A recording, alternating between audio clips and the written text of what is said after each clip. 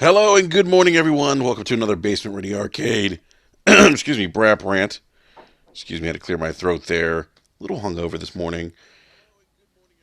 I did want to do a quick rant, though. It's funny, I was actually up early this morning chatting with Lord Cognito, the Iron Lords podcast. We were up at like 6:30 in the morning talking about video games. So big shout out to Lord Cognito and please guys check out those gentlemen, the Iron Lords podcast.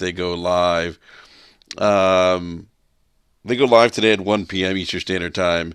Big shout out to Ash and Luca in the live chat. Big shout out to Jerry's Wraith.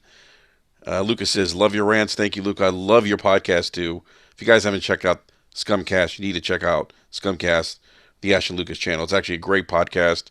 Actually, two Brett panel members, Slow Mo Backslap and Gaming Forte, are also panel members of the Scumcast. So definitely check her channel out as well. And Jerry's Wraith says, laughing my ass off, Sony showing Microsoft how it's done. So, yeah, that's kind of one of the reasons why I wanted to do this rant. Sony just recently came out to talk about the PlayStation 5, and the Wall Street Journal had a great article on Sony's plans for the PlayStation 5. And when I was reading this, and there's been some other YouTubers out there who already made videos about this particular story, but look, to no surprise, Sony is focusing on the hardcore gamer. That's what they did this console generation. It worked well for them. That's typically what Sony has done in the past, and we saw how it worked for them this console generation when they focused on the hardcore gamer. You guys remember that infamous E3 2013? Remember the whole game sharing thing between oh geez, now I can't remember his name. He's no longer uh, with Sony and the PlayStation Group. Anyhow, you guys remember the exchange of the disc. This is how you share games on the PlayStation 4.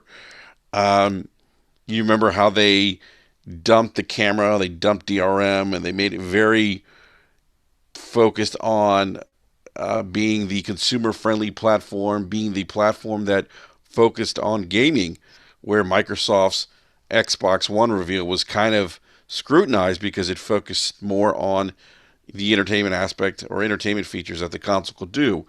Um, oh, what's up, Ken? Okay, so Jerry's Wraith is Ken. What's going on, Ken? What's up, Glorious War? What's up, Lemieux 66? Gaming ain't easy, fellas. You're right, man. Um, yeah, so Sony has done a great job this console generation. They even stumbling out of the gate with the PlayStation 3, and we know the struggles of that particular console. Towards the end, they were really pumping out some really good content, and I've always said this, guys. There's a lot of talk about power with these next generation consoles, but look, power is only one piece of the equation here, and not the most important piece. And if you think it is, I'll point you over to the Nintendo Switch and how the Switch is beating the pants off of both the Xbox and the PlayStation 4 right now. And it's the least powerful of all the gaming consoles. And why is it selling well? Because of content. Content is king. Gaming content will always be king. If you focus on providing content and things that gamers want, more often than not, your console will do well. And look at what Sony's doing. A lot of the messaging here in their recent comments about the PlayStation 5 is, hey, you know what, guys, we're going to focus on sharper graphics, and we're going to focus on making well-known games to help us separate from our rivals. So when I think sharper graphics, I think of their talented first party taking advantage of their hardware. I mean, you look at games like God of War this console generation. You look at games like Horizon Zero Dawn. You look at those titles and look how I mean, geez, look how Sony took advantage. Their developers took advantage of the power of the PlayStation 4. I mean, look at Spider-Man. look at The Last of Us. I mean, there's so many different games. The Order 1886, which in my opinion, wasn't a really good game, but I mean, visually the game looked amazing. Until Dawn was a good-looking game, but the games that really kind of Ratchet and Clank, the games that really stood out for me were God of War. We look at The Last of Us 2 is probably going to look really good. Death Stranding seems to look good. Horizon Zero Dawn, as I mentioned, was a really good game. And I said this when Horizon Zero Dawn released, and then when the new God of War, which is essentially a reboot of the franchise, when God of War came out, I said to myself, and I said this on Brap, man, guys, look, Sony's already sold PlayStation 5s. When they released those, when Horizon Zero Dawn, God of War, you got to believe there's going to be a Spider-Man sequel somewhere there in the mix. When they released those games and those newer games, I mean, The Last of Us, or not The Last of Us, not Death Stranding. Days Gone is getting a sequel. Um, I mean, these newer franchises, and this is what Sony has done. You look at some of the remasters they did. Shadow of Colossus, the Shadow of Colossus remaster was phenomenal. And this is what, and so see, this is and this is interesting. Like when I talk about it's interesting. Like when I have conversation with gamers and I talk about the PlayStation platform versus the Xbox platform, the Sony PlayStation, the conversations I have about the Sony PlayStation platform always 9 times out of 10 about software, the games on that platform. Where when I'm discussing Xbox with gamers, it's about more services-based features, things that Microsoft needs to improve on, their new studios. It's never really about the software per se or the content. Now, I'm not saying that's everyone's experience. I'm just telling you that's my own personal experience. Big shout out to Wolfflow in the live chat, Area 78 in the live chat. Guys, I'm going to try to get to some of the comments in the live chat. Shinso Elite is in the live chat. What's going on, man? Shinso Elite says, it's funny people say Xbox focused on TV when E3 was nothing but games, but since they showed TV content at the reveal, that is apparently the focus. Wolfflow says Sony has been disappointing with their lack of new announcements, especially in different genres. Look, yeah, I would. I'm not sure what kind of genres you're looking for. Yeah, I mean there is that. They are their games do seem to be using a formula that seems to work, kind of that open world action RPG or action adventure formula, but it's working for them. I mean, could they use a little more variety? Yeah, I think they could use probably a first-person shooter. God, I would love if they brought SOCOM back as an online shooter. They could always reach back and pull a game like Siphon Filter out of their catalog of first-party exclusives. But I don't think that's necessarily going to happen anytime soon. I think Sony Benz is going to be working on another Days Gone game. But yeah, I mean, I could see that. I could see that argument for sure. But regardless of whether or not you feel that they need to kind of expand their horizons, if you will, their games are done very well. I mean, you look at how Uncharted 4 sold. You look at the Horizon Zero Dawn, how Horizon Zero Dawn sold well as a new franchise. And again, I said when that game came out and it received the reviews that it did, and you saw the success that the game had, that game, I'm telling you guys, that game sold PlayStation 5s already. It's a thing that Microsoft can't really say this console generation. There isn't a definitive game or games out there, maybe outside of their traditional temple titles of Halo, Gears, Forza, Halo, Gears, Forza, that people will say, yeah, I'm going to buy an Xbox for this. So um, Sony's doubling down here, guys. This is their bread and butter in terms of their business. They are a gaming company. I mean, they we know that they make other consumer electronic goods, and they still make other, like I think they make semiconductors or something. Um, but a big part of their business is entertainment now and gaming. and you're seeing them double down on this with the PlayStation 5. All right, Airless78 says, funny how PS5 is the console for the hardcore, but yet they censor their games, yet the Switch is focused on the younger demographic, but is all in parental control. How the tables turn. I'm not sure how you're saying, Airless, I'm not sure how you're saying Sony censors games. I don't know what you're referring to there. If you care to elaborate, I'd appreciate that. Senso Elite says, when Xbox finally gets their games out, we'll finally get an idea about how their games are, but they did drop the ball this gen. Yeah, and that's a great point, Shenso Elite. Yeah, there's all the talk of the acquisitions of the studio acquisitions that Microsoft's made, which is great, uh, which uh, which is great. But we don't know, and there's certainly some pedigree with these acquisitions. I mean, I think Double Fine was a great acquisition for Microsoft. Tim Schafer and those guys are very creative and have put out some really cult classics like Grim Fandango and Psychonauts, and we know what Obsidian's done in the past. Um, we know Ninja Theory. But we got to see what these games are going to look like when they come out next console gen, and then we can thoroughly judge. Then we'll get a better idea, whether or not these acquisitions worked out for Microsoft. But look, I mean that's a ways down the road. These games take years to develop. I think we just have a clearer picture with the PlayStation 5 coming in the next console generation. Hey, what's up, Infinite? Let's see here. Jerry's Wrath says they had Killzone, though. That's true. I did forget about Killzone. I'd like to see actually another Killzone on the PS5.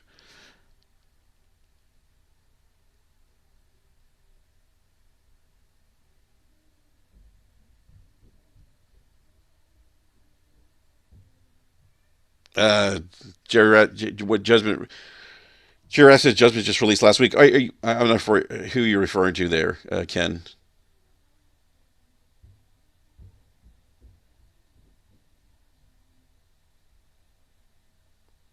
Shinso Elite says it's awesome. They got studios. We're referring to Microsoft, but I just care about the games.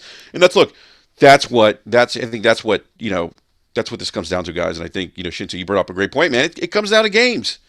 Like we talk about, all the Microsoft could have 30 developers under their belt, but at the end of the day, it comes down to the games. And look, I'm not trying to discredit the acquisitions by Microsoft, but look, I need to see. I can't make a judgment on whether or not these studios are any good without seeing the content that they're going to release for the Xbox platform.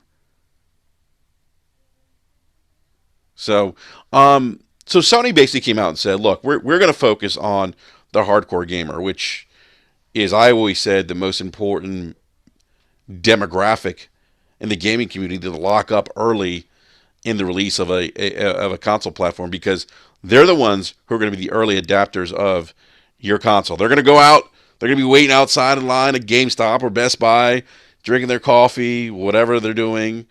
What's up, OBJ the Don? OBJ the Don says they're not only saying what a gamer loves to hear. We can actually believe what they're saying because of their track record. It's a beautiful thing, and that is that is that is spot on, OBJ. And I was at OBJ. I was going to get to that point, so I'm glad you brought it up. That they talk about hardcore gamer. They talk about focusing on building relationships with bigger publishers. They talk about um, taking advantage of the power, making visually stunning looking games, big AAA games. They're saying that this is going to be their focus. Sony is saying, look, people buy consoles for visually stunning entertainment experiences.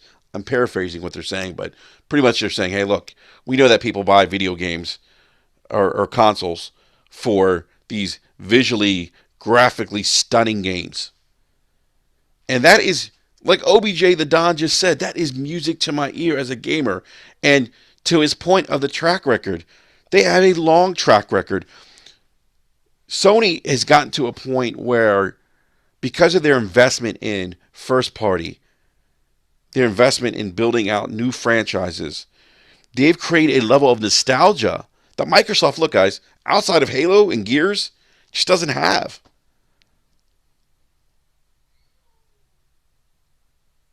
And so it's like when you hear them talk about this, you know their track record, you know that they can deliver the goods. They have a proven track record, like OBJ the Don has said. Airless78 says Nintendo says it's up to developer to rate their games on content. Meanwhile, Sony is controlling what I can and cannot see as an adult. I don't. I mean, what are you specifically referring to? Is there a game that came out that Sony said they? I'm not again, Airless 70. I'm not really sure what you're referring to with Sony.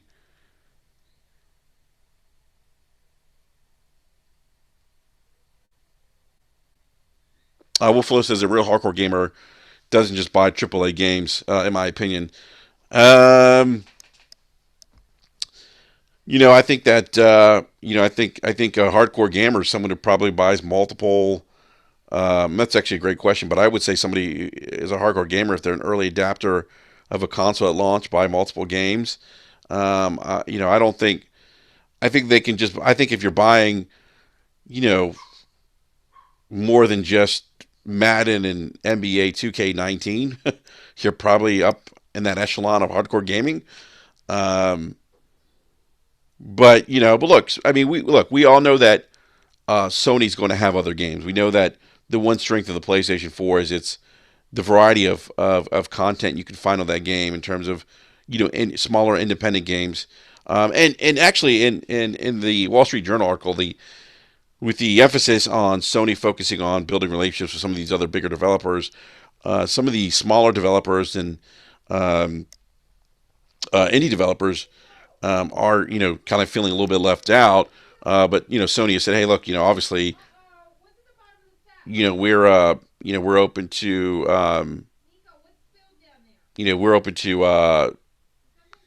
we're open to the idea of still having those relationships with those games or those smaller developers. Um, and one Sony executive even went as far to say that for these smaller independent games that the PlayStation platform, the brand is so strong that the PlayStation platform is almost impossible for these smaller developers to ignore. I mean, so think about that. I mean, Sony's, there's some swag behind that comment there, but there's some truth too, where they're saying, hey, you know what, our install base, our platform as a brand is so strong that for if you're a small developer or you're an indie developer, you can't really ignore not having your game on the PlayStation because you'll reach more gamers putting your game on our platform too. So I don't think that I think with them saying that there's an emphasis on big first party AAA games, building relationships with some of these developers that they're going to completely ignore, or that you're going to see a decline in smaller or independent games on the PlayStation 5. I'd be very surprised if that happened, just given the brand power that Sony has over Microsoft's Xbox. So, and it's interesting with regard to third parties and building, um, you know, really, building relationships with those big third party developers. I wonder if that, I think we can probably read between the lines and see that they mean, maybe exclusive, launch windows, and maybe exclusive DLC or content, marketing rights, those kinds of things, time exclusivity. I wonder if that also means that maybe Sony's going to be partnering and working with these developers to make sure that their versions of their games run best on PlayStation 5. What's up, B Money?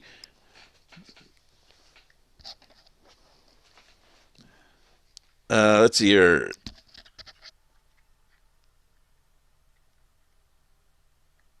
All right,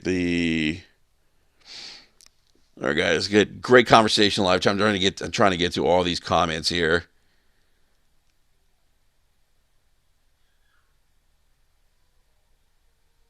Glorious War says we need to see some AAA IPs in the size and scope of Horizon Zero Dawn or Days Gone from Xbox Studios. I would agree with that. What's up, Van Dusen? Van Dusen says when multiplayers become popular, everyone forgot we was raised on a single player. Sony's now doubling down. Yeah, I mean, I think multiplayer games are still popular, but I always think there's definitely going to be a market for single player, campaigns. There's narrative driven games. I mean, there's always it's interesting. There's always that talk about games as a service, but I do think that we'll still see those narrative driven games that may even incorporate some of the features of games as a service, like DLC. Maybe you could purchase skins, something to that effect.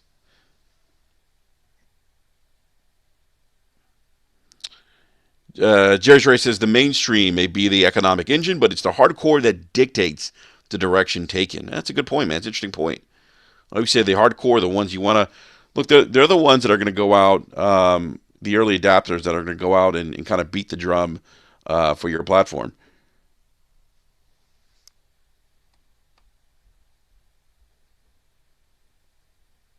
Shinzo Elite says, "Look how long it took Sony to get that first party going." Yeah, it did. Yeah, you're right. It's a great point. It's not something that happened overnight.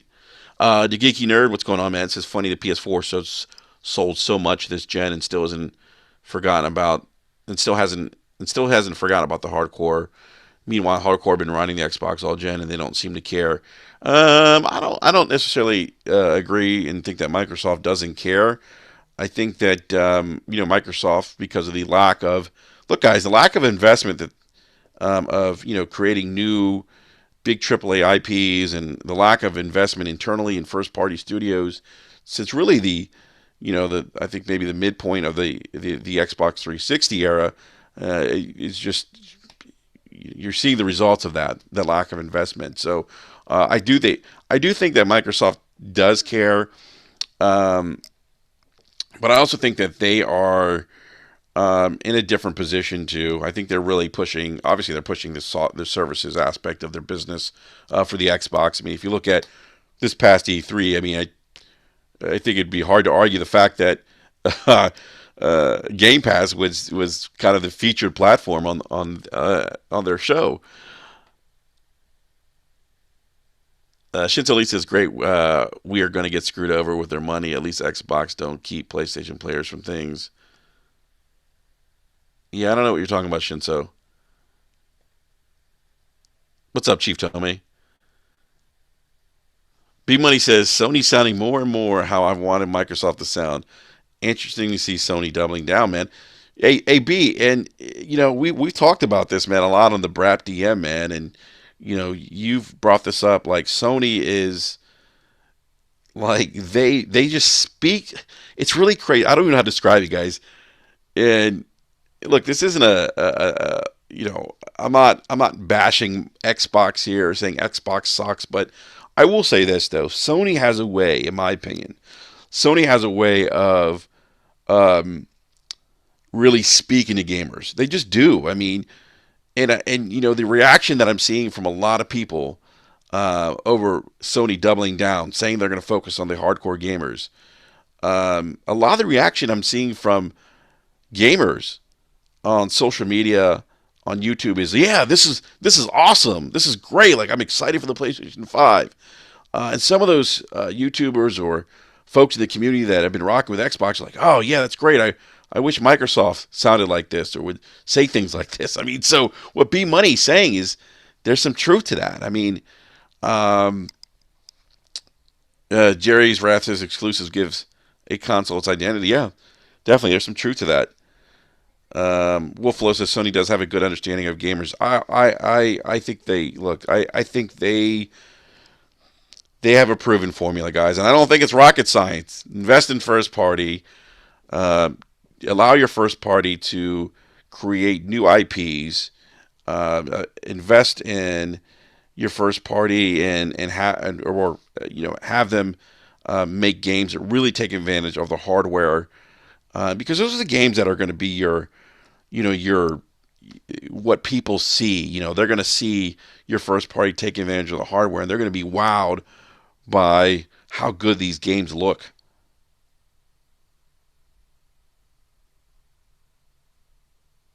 The Geek Nerd said people seem to love third party exclusives last gen. I mean, yeah, I guess so. I guess people, yeah, but but look, it's always been about. I've always said, the games that typically shine and typically, um, typically, you know, put your console in the best light are first party games. But I do want to kind of pivot here a little bit because with Sony saying this, guys, and look, I'm not gonna lie, I'm day one PS5. I mean, that's just they sold me on PS5 when, like I said, I played Horizon Zero Dawn, and I'm like, there's gonna be obviously there's gonna be a sequel to that game on the PlayStation 5, and I can only imagine what that game will look like um, on the PS5 and that new hardware. Interestingly enough, though, to give you an idea of how big Sony's PlayStation unit is, which includes the PlayStation video game subscriptions.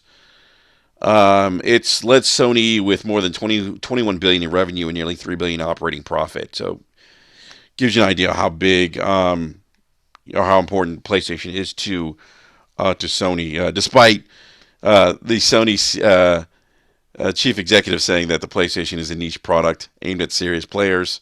Um, I guess again that wasn't. I know some people thought, oh well, Sony's not serious about the PlayStation platform anymore. No, no, it's not. That's not really the grand scheme of things. That's not what's happening behind the scenes over at Sony. But interesting enough, in this Wall Street Journal article, they do bring up Sony does talk about things like Stadia, and they feel like streaming services like Stadia are kind of like midterm to long term, um, I guess, rivals. They don't see, well, they look at it more of a mid to long term threat. They don't see, Google Stadia as being a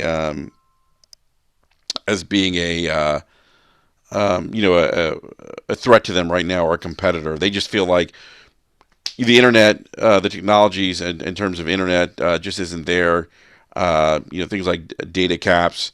They look at really Microsoft as their rival. They don't look at Nintendo as a major rival because they feel like Nintendo tends to their demographic base in Nintendo tends to be much younger than PlayStation's core demographic. So it's interesting. They look at Microsoft as the pretty much the only competition they have right now. They're not really looking at Google or as you guys know, Apple is going to be unveiling a video game service, Apple Arcade, this fall. So they don't look at Stadia. They don't look at Apple Arcade. Probably don't see xCloud necessarily as competition right now.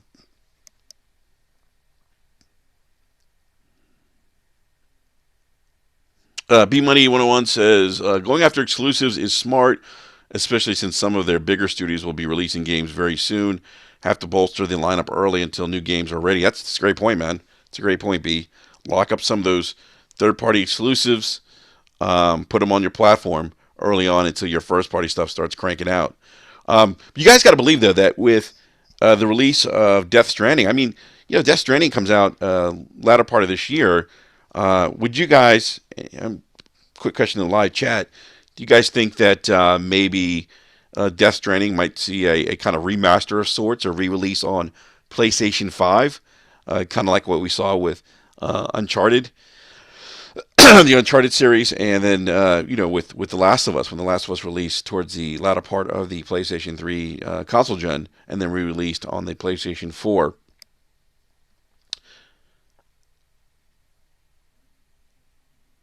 Shinto Lee says, I think first party exclusives are fine, but don't make third party games exclusive. Yeah, I mean that's Shinto. That's it's an interesting debate amongst gamers. Is it some people say it's anti-consumer that that Microsoft or Sony lock up third party games as exclusives on their platform because it doesn't benefit gamers. It locks gamers out of potential games. Yeah, that's I'm not a big fan of third party exclusive content myself, but it's the nature of the beast. Unfortunately, I mean these companies are fighting for our dollars, and they're going to try to lock up as much content as possible to get people to buy into their platform. OBJ the Don says first, second, or third party exclusives. It's all about competing for the consumer's dollar. Competition is a beautiful thing for me. Yeah, it's a great point, OBJ.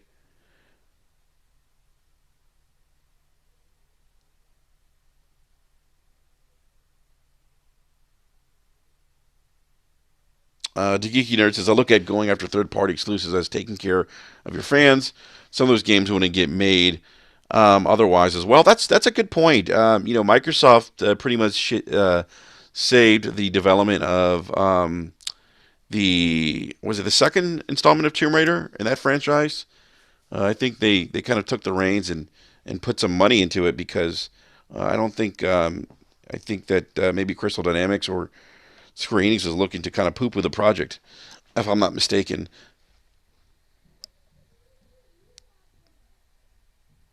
P Money says no need to really re-release because of backwards compatibility and the tech they're using that is similar to what the X uses with providing enhancements automatically on the next console. That's a good point, B. How do you think about that, man? It's a great point, and that was B's response to my question about whether or not we think Death Stranding will see kind of a re-release on the PlayStation 5. OBJ the Don says third party exclusives never lock me out of anything. If I want to play something, I buy it in the device to play it on. It's simple.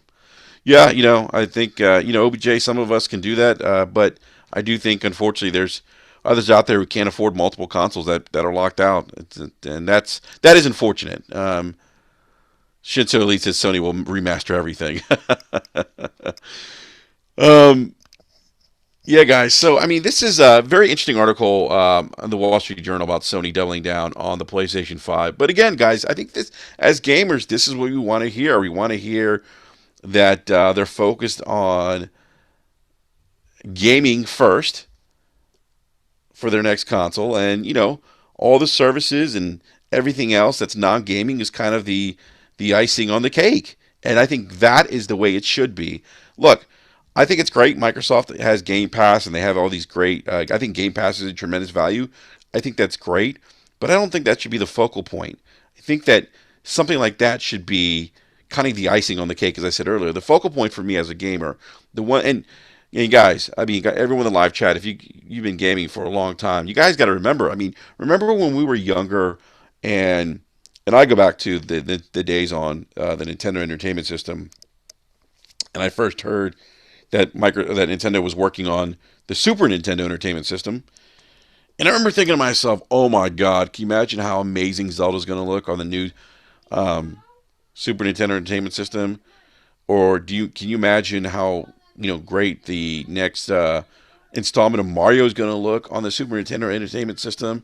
I mean, like, just thinking about how some of your favorite franchises are going to look on these new consoles is what we got hyped about as gamers. I mean, some of you guys will remember this. Remember the Genesis, and when the ill-fated Saturn was talked about, a lot of us talked about, oh my God, can you imagine like Fantasy Star on the next Sega Saturn? I mean, it was all these games, and it was always like how great these games are going to look on more powerful hardware. And that's the message that Sony, in my mind, that's what Sony was speaking to me when they said, "Hey, you know what? We know that gamers buy big games. They buy games that take advantage of power. They take advantage of they make they that take advantage of the hardware that we've made. We know that gamers want these big AAA experiences. Those are things that people want and buy. And there's some truth to that. I think. I really think that I've never bought a console because I wanted to play Firewatch, and no diss to Firewatch, the team at Supo Campo, but Firewatch was a great game, but it's not a reason why I'm going to go out and buy a PlayStation 4X or an Xbox. Just not the reason why. Shinto Elite says Game Pass is Microsoft's focus right now because honestly That's all they have at the moment. When the games come, we'll see. That's a good point. It's a good point. Yes, well, Wolflow, kudos to Xbox getting Fantasy Star Online. That's my favorite announcement of E3 on Microsoft stage. I was very happy and excited about that. Chief Tummy says a vast majority of the demographic on the Nintendo Switch isn't kids. Just saying it's actually pretty close to the competition. Chief, I don't know what the demographic breakdown looks like. I'm sure Sony probably has access to demographics, but they're saying that their demographic for Nintendo is a little bit younger. That doesn't necessarily, Chief. I don't think that necessarily means kids. I mean, I think the largest demographic group in the gaming industry wasn't it like 21-year-olds to like 38-year-olds or something like that. So maybe Nintendo could be early 20s, teen years. I don't know. Um, but I will say that Chief, there's definitely people that are adults that own a Switch. I mean, I'm one of them. So, um, but I think the other thing too, the other interesting part this, with Sony statements about PlayStation 5, they're pretty much starting a new console gen, and the part that excites me, and so guys, here's the thing. I'm still not sold on Xbox Scarlet, and I'll tell you why. I have an Xbox One X, and the Xbox One X will be forward compatible. And I know, look, I get it. No load times, better CPU, ray tracing. Um, I get faster, higher frames per second. I get that. I get that those are going to be features in games, and then games will run better on Scarlet than the X. But for me, it's if I can still play those games that are going to be on Scarlet, and they're still enjoyable on my TV, and they don't run like, and I'm going to steal a phrase from OBJ the Don, if those games on the X don't run like butt pudding, then I may not have a reason to buy a Scarlet just yet. And I that's the trouble, and this is the conversation I had with Lord Cognito this morning when I was saying, "Hey, Lord, I said, Cog, I don't know if I'm ready to upgrade yet. If these games are available on Scarlet, I mean, I still enjoy them. What's the incentive for me to buy a Scarlet? In my opinion, there isn't any.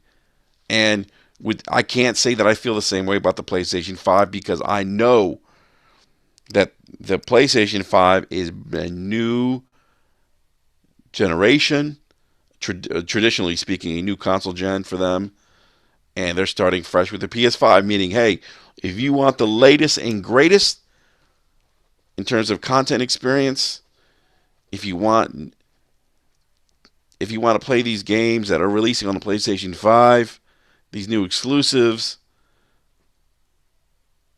you got to own a PS5.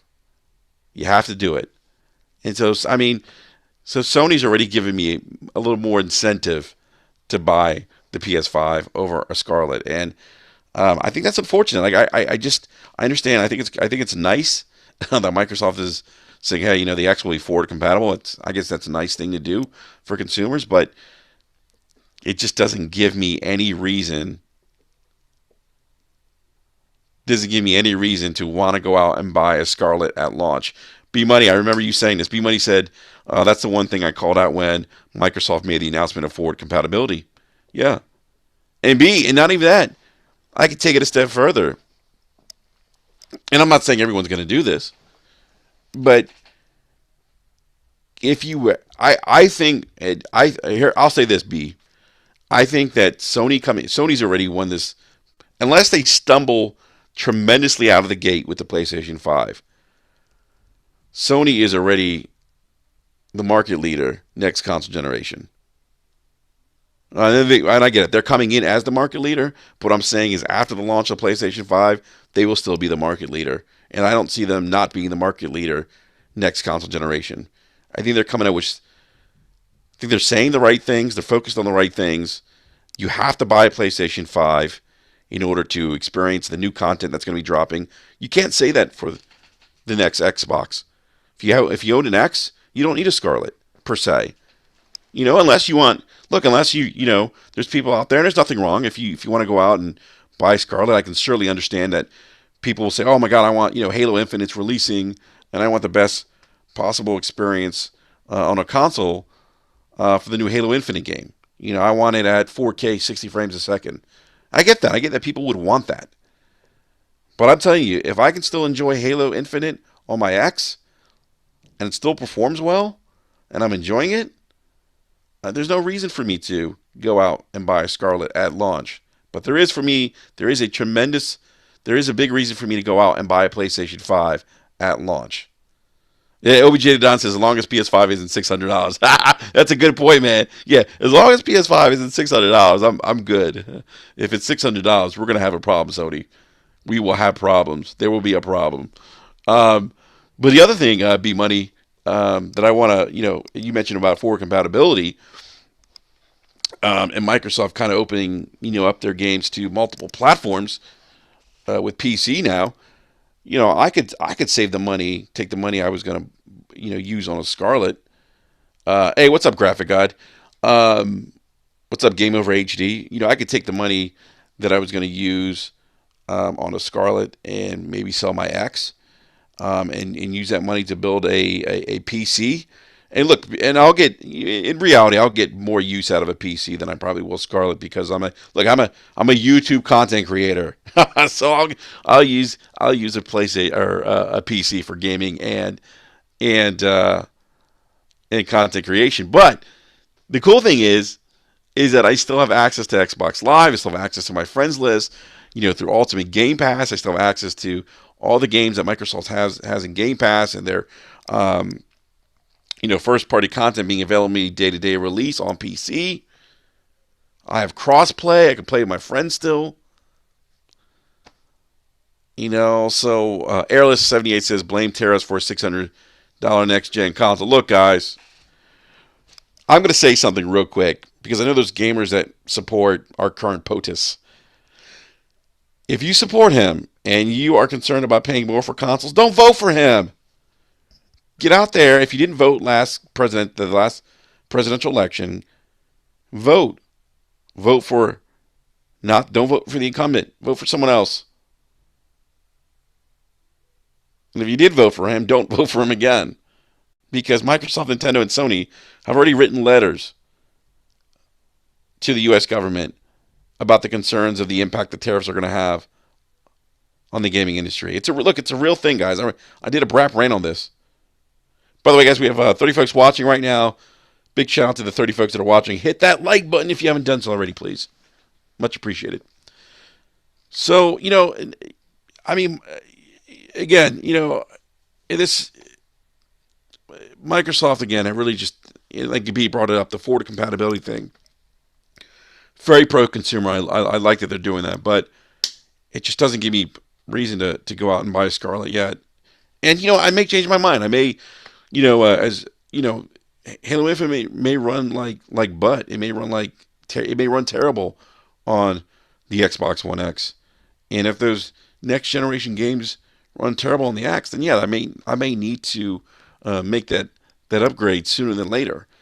But at least for now, I'm just taking a wait and see approach.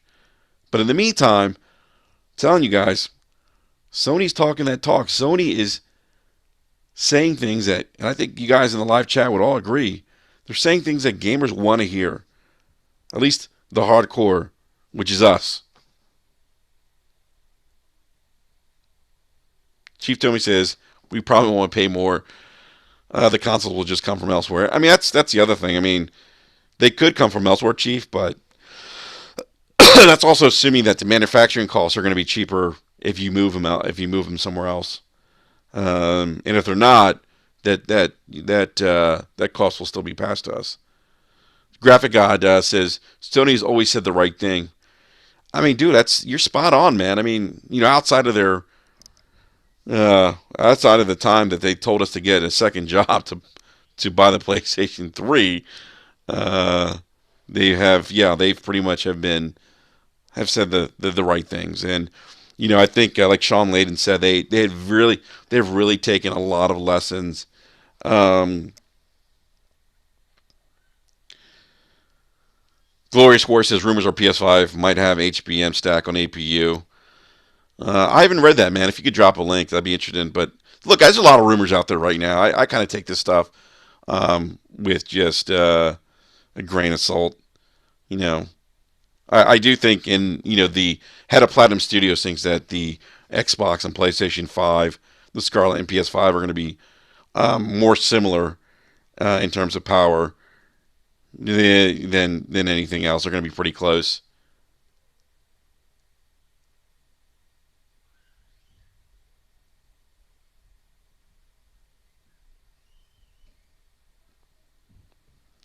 Um, so guys, yeah, that's look, guys, that's my rant for this morning. I mean, I tried to I wanted to do this yesterday, and then we ended up having some friends come over. B Money says when you take those lumps during the PlayStation 3, you realize you never want to revisit that time. You never want to revisit that time. Yeah, and B Money, considering some of the struggles that Sony had with its other divisions, um, and having to restructure. Yeah, I mean, this is look, guys. I always say this: Sony is they are this is their baby. Xbox isn't Microsoft's baby. Xbox's baby is Windows, is Azure. Um, that's not Xbox really isn't Microsoft's bread and butter. The PlayStation Group is for Sony, and so Sony's going to take this shit serious, guys. I mean, they're out here to win. They're out here to win. They don't want to take a back seat, like B Money says. They took those lumps in the PlayStation 3 era. They don't want to go back there again. So the geeky nerd brings up a great point. Sony's hyping up their fans without even having to be at E3. Crazy. This is so true. After reading this article, geeky nerd, I was so hyped, man, for the PlayStation 5, and Sony wasn't even at E3 this year.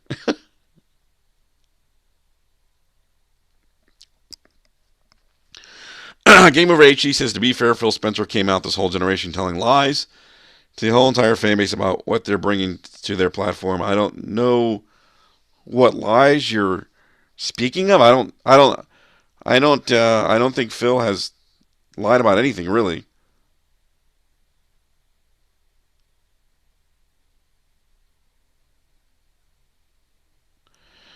Game Over HD says you still have to put love into making games. Microsoft doesn't have love of making games about greed to them, get your money and that's it. Yeah, Game Over HD. If you think that Sony isn't greedy or Sony doesn't want your money as much as Microsoft does, you're fooling yourself. These companies, I always tell people who align themselves with, oh, I'm a PlayStation guy and I'm an Xbox guy. That's fine if you have a preference. But at the end of the day, these companies don't care about you personally. They care about your wallet. So I don't agree with that statement. I don't agree with that Microsoft doesn't have any love for making games.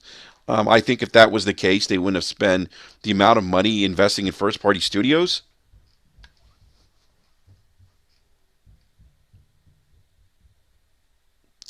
DirectX 12, it's Game Over HD says DirectX 12, the power of the cloud. We bring you a big exclusive. You don't remember that?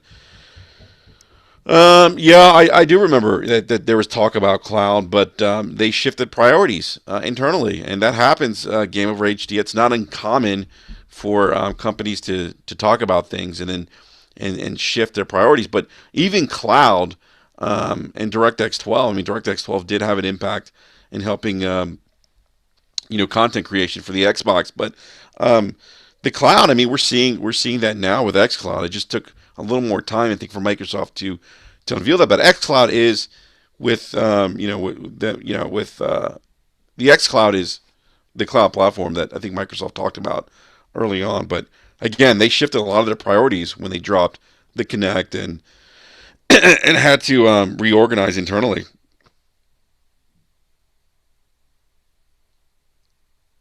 Yeah, I think we could. Game Over says you can kind of see the. Let me go back to your comment here.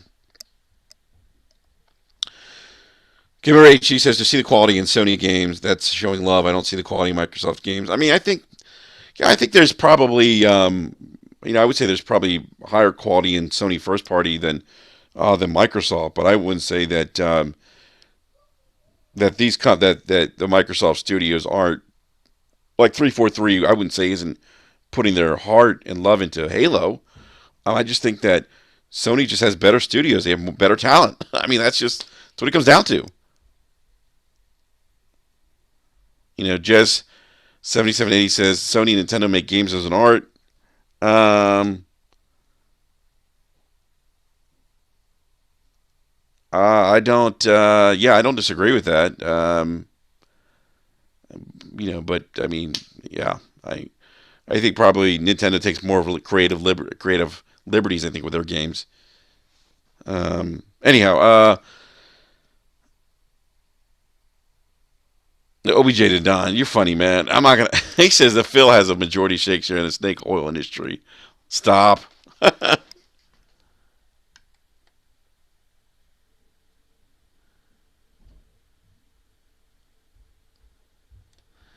Sony Van Dusen says Sony's in competition with Xbox, but Xbox isn't pushing back. I don't know if I could be wrong, guys. I don't think maybe Phil Spencer has come out and said this. I don't think he sees Sony as competition, or Microsoft sees Sony as competition to Xbox. I think they probably view. I could be wrong. I think they probably view things like Stadia and Apple Arcade probably as more competition to what Microsoft does as a company than maybe Sony. I could be wrong.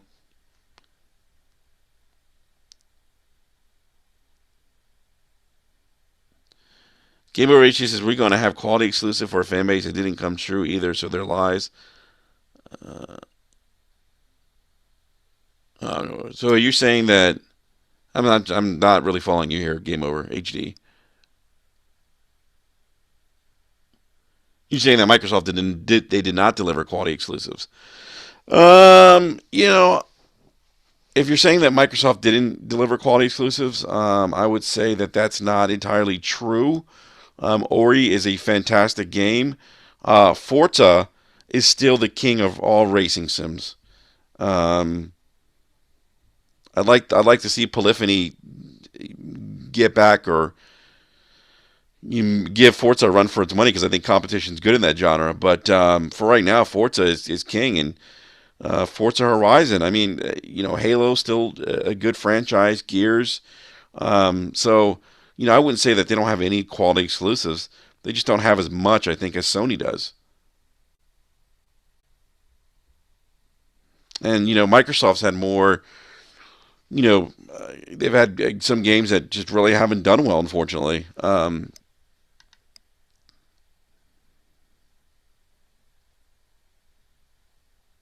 Chief Tommy says, just wait till Nintendo releases Switch Mini and stop supporting the older systems. You're going to go beast mode. Yeah, Nintendo Switch Mini will sell like hotcakes, man. I don't think there's any doubt about that.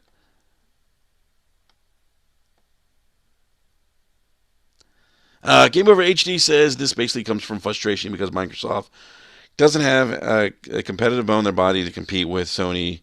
What is going on over there, Microsoft? Again, I don't agree with that. Game Over. There was a guy there though that Phil Spencer did report to, and I forget his name. Um, but he did block a lot of the initiatives that Phil tried to do with and getting investments for the Xbox platform, and being able to broker deals with third-party deals, being able to invest in more first-party. And I forget the guy's name, but there was a guy that really he really took a shit on the Xbox division of Microsoft. He's no longer there, which is why Phil has a spot at the table with Satya Nadella. But um, I wouldn't say that Microsoft doesn't have a competitive bone. I think if that was the case, you wouldn't have seen Microsoft go out and buy studios like Obsidian, Ninja Theory, Double Fine. You wouldn't see that. You wouldn't see that level of investment. I mean, that takes look at Game Over. That takes money. If you're not spending money to not compete. So I disagree with that comment. Chris Hughes, what's going on, man? Says some gamers are blind to the quality of Xbox PC Ultimate Game Pass. Um, I don't know about blind. Maybe there's people that don't see the value in it. There's some people, and I could see that. I could see where people say there's just not enough games there that interest me. I think it's a tremendous value, but I also like a lot of the games that are being offered in Game Pass. So I think that comes down to taste. But I think as a platform itself, if you're just speaking in general terms, then yeah, I think there's tremendous value in Game Pass. Now, whether or not it's for every gamer, that's another discussion. Jez7780 says Microsoft has the IP. Give the core what they want. Should have had a Banjo game announcement with that Banjo and Smash. That is really spot on, Jez, and that's what Sony does better than Microsoft. They give their fans, they pander to the core. I mean, you may remember when when Sony paraded Yu Suzuki out for the announcement of Kickstarter for Shenmue 3. People were in tears. And even though that's not a Sony PlayStation exclusive, the fact that they had Yu Suzuki out there and announced Shenmue 3, I mean that was huge. Huge.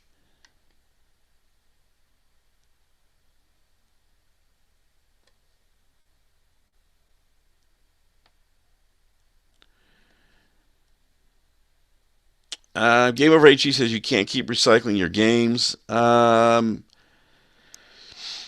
I mean, Nintendo does that with their franchises, but you can if you take the characters that you have and you put them in different scenarios, or you create new gameplay experiences, new mechanics. I think that has been the beauty of Mario and Zelda. That a lot of the iterations of Zelda have been very different experiences, or added new gameplay mechanics or elements that haven't been seen in other versions of the game. So so I think that's kind of the beauty of what Nintendo does. But Wolflow says, "How do you define quality, though?" That's a great question, man. I mean, how do you define quality? I mean, I think for me, it's just a game that's one enjoyable, and where the sums of its parts worked well together. Meaning that that the depending on the kind of game, a genre, that the elements of gameplay mechanics, the gameplay experience, if it's a narrative-driven game, that all those things complement the game well. And it doesn't, and that they aren't parts of the game that are maybe necessarily broken that take away from the enjoyment of that game. That would be my loose definition of quality, in my opinion. OBJ Don says GT Sports sold 8 million though, bro. We ain't got no Forza sales numbers. Yeah, OBJ. Look, man. I mean, I'll make the argument that if you look sales aside, man. And I would expect GT Sport to sell as much as it did, considering the install base of the PlayStation. But look, man, if Forza's been the king of Sims, man, I mean, you just look at the reviews. Look at the reviews. I mean, the general consensus amongst the gaming community now, people who review games, um, you know, the consensus is that Forza's the better racing game now. They have been. I mean, I don't care if GT Sports sold 10 million. I mean, there's great games that don't sell well too. There's bad games that sell well. So I mean, that's why I don't like throwing sales numbers out, because they're not always an accurate reflection of quality all the time. Um,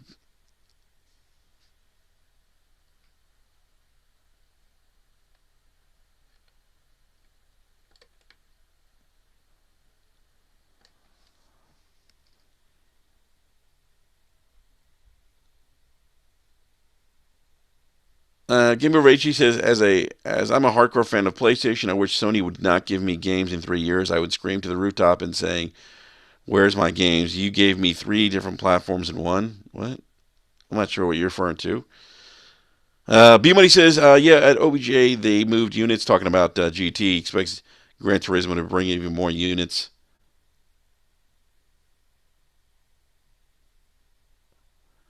Game Over HC says Microsoft is one of the richest companies in the world.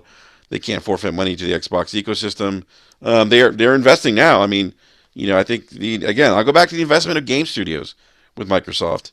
Um, Phil has to get the okay for that, and he got the okay to spend the money that they did on acquiring these studios, which isn't cheap. What's up, Burrito Master? Deadpool, what's going on, man?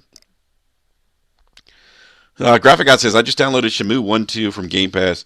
Hey, Graphic God, have you played the Shamu series before?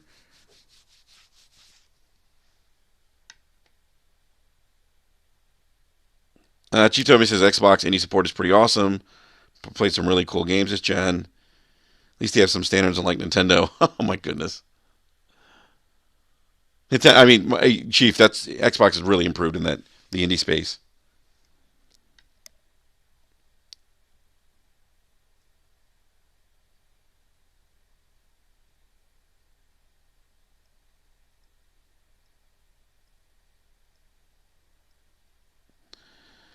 Uh, Game Over HG, thank you, man. I appreciate the comments. He says he likes Brap. Thank you. I appreciate it, man. We like you too. We appreciate. Look, guys. By the way, there's no. I look. I encourage an open forum here, guys. I appreciate the comments, the debates. We're all gamers here. I think. Um, so long as everyone's respectful, it's cool. I appreciate the comments. All right, here.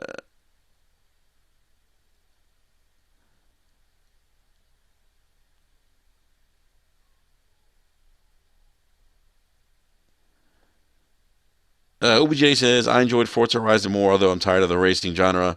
I'm just saying it's hard to crown one king, especially when we not even mainline Gran Turismo still selling like that. Forza's still king, man.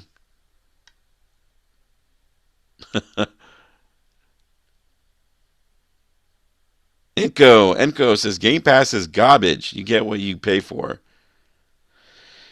Can't expect amazing games for $1. I disagree. Disagree there, Enko. I just played Metro Exodus on Game Pass, buddy. That was a pretty damn good game.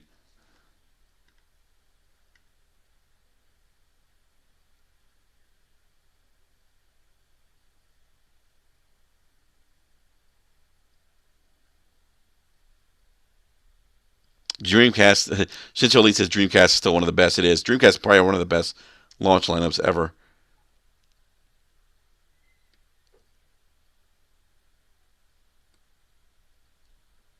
Game Over HD says I take my money that I worked hard for serious when it's coming out of my pocket. That's why I haven't supported Microsoft this generation. I feel like I'll be wasting my money. Hey, you know what, man? That's a great point, man. I mean, you're right. As a consumer, if you're not happy with a company and they're not giving you what you want, absolutely, man, absolutely, don't spend money on them. That's why I said earlier. I'm not entirely sold on having to go out and buy a um, an Xbox Scarlet. I think if I can still enjoy next generation gaming experiences on my Xbox One X, then I don't need to buy a Scarlet. Graphic God says PlayStation now equals garbage. Come on, Jay. It's not console war in here, man.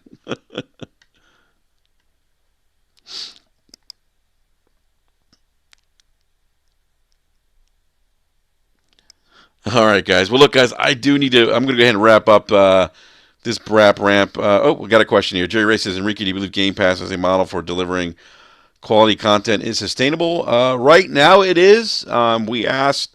So, Jerry. So, Ken, we asked. Should I call you Jerry's or Ken? um, Let me read this question by Jerry's Wraith again. He says, Enrique, do you believe Game Pass as a model for delivering quality content is sustainable? Um, as of right now, Jerry's Wraith, according to Matt Piscatella from NPD, who we had on BRAP 2 weeks ago, as of right now, the model is sustainable for delivering quality content. What Matt is saying that they're seeing right now with Game Pass is that games that go in Game Pass are driving up engagement and interest in these games, and so they're seeing games um, they're seeing an increasing of engagement of games that are in Game Pass because they're getting more exposure. Now, we asked him if that's going to be the case. 2 or 3 years down the road. I think he said something to the effect that he's not sure. They're not sure. If that's going to be the case. Moving forward. But as of today, the model is working. It's sustainable. The games that go on Game Pass tend to perform well because they drive up interaction. So so I hope that answers your question. B Money says I have Game Pass for 2022. After that summer runs out, I'll decide on the next Xbox. I'm with you, man. I'm kind of in that same mindset. So, okay, I'm gonna call Jerry's. Ken, just go by Ken, man. Van Dusen says all props to Brap in the chat. Thank you guys. Seriously, guys, hit that like button. We got a dislike, but that's okay. Hit that like button, and everyone, I really, want to say thank you so much for coming out, hanging out with me in the live chat, and talking video games. Really great conversation as always, guys, in the live chat. So if you haven't done so already, hit that sub button, and we'll see you this coming Wednesday, 9 p.m. Eastern Standard Time for our regularly scheduled BRAP podcast. If you didn't check out this past week's BRAP, please check it out. Gaming Forte had some very interesting takes on the Xbox Scarlet. Kind of went on a little mini rant himself. But yeah, definitely check that out. And check out the previous week's podcast, too, with Matt Piscatello from the NPD Group. For those of you guys who don't know, Matt is actually the video game industry analyst for the NPD Group. And he gave us a lot of insight, guys, to his thoughts on things like Stadia, which I know OBJ the Don is going to be getting Stadia day one because he loves it. He loves the idea of streaming. But definitely check out that podcast as well. So on that note, guys, everyone enjoy your Sunday. Depending where you are, if you're in the East Coast, it's hot. Maybe stay inside, do some gaming. But we'll see you guys next time on the next BRAP, Wednesday night, 9 p.m. Eastern Standard Time. Everyone enjoy the rest of the day. We'll see you then. Peace.